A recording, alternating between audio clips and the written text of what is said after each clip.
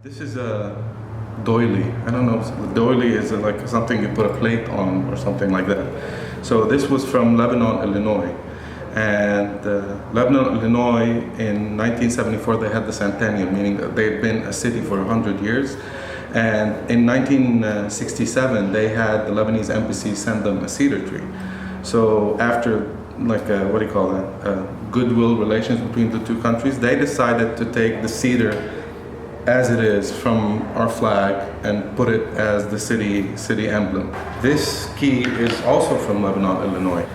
So this one was one of the best surprises I got on this trip.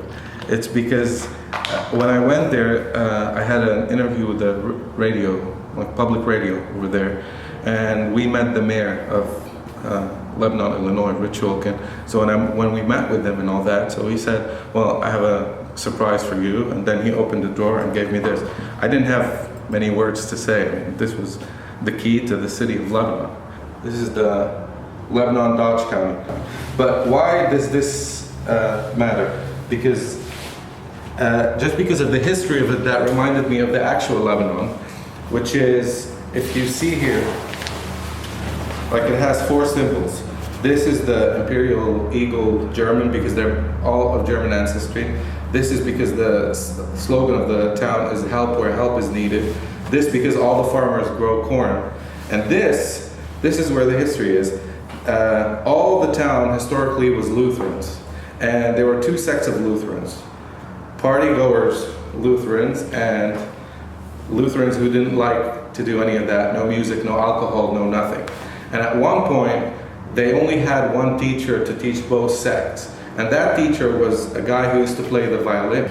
But the people who are the hardliners, they told him, you can teach, but you're not allowed to play the violin in class because that's the tool of the devil or all that. And it created like a huge rift in the town between the two parts. And that rift from the 1800s, it lasted until the 1980s. This t-shirt is from Lebanon, Maine. So on my visits, I always used to go to the fire station, one of the first things. Why? Because my dad was a firefighter and my grandfather was a firefighter. So, and I used to spend a lot of time as a kid in the fire station in Karantina. So to me, it's a childhood thing. So I'd always pass there. So when I told the fire chief that my dad is a firefighter, I mean, my grandfather passed away, but my dad's still alive. So he gave me two. It's like, this is one for you and one for your dad from Lebanon, Maine.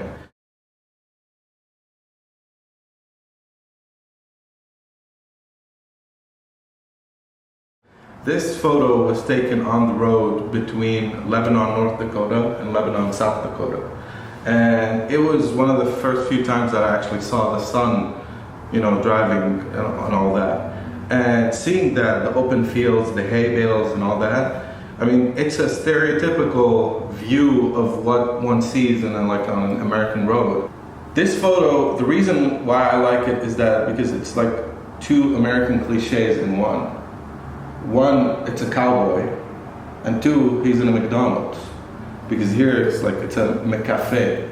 This photo, after posting it, I understood a lot about the division between rural America and urban America, like city life and rural life. Why? So for someone who lives in the city, it doesn't have to be in the US, even in Lebanon, they act as if the food that they eat, on their plate came, magically, that the animal that they're eating, no one killed it. So this was the last day of deer season in Maine. And the guy who shot it, he was like 17 years old or something. And then when you talk with the people over there, you realize that a lot of these hunters, I don't know how many kilos of meat that is, this could last them like months and months of meat without actually having to buy the meat. And this is what helps them, survive for a lot of people.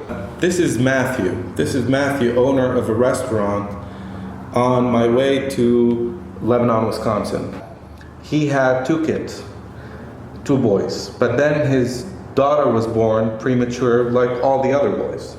And then, so they put her in the incubator, and she was all right. But then one day they called him and they told him that there's a problem, so he goes and his daughter was on life support because by mistake a nurse was picking her up and she scratched her with a nail. So because she's like a premature, so she got an infection. So the doctors there told him, look, we know that in case, like one of the doctors told him, in case you want to sue the hospital, you might win money because of it. So he told the doctors, no, I don't want to sue. Why should I become rich from someone's mistake? And why should I ruin this nurse's life because of this? So to me, it sucked because you don't have a lot of these people.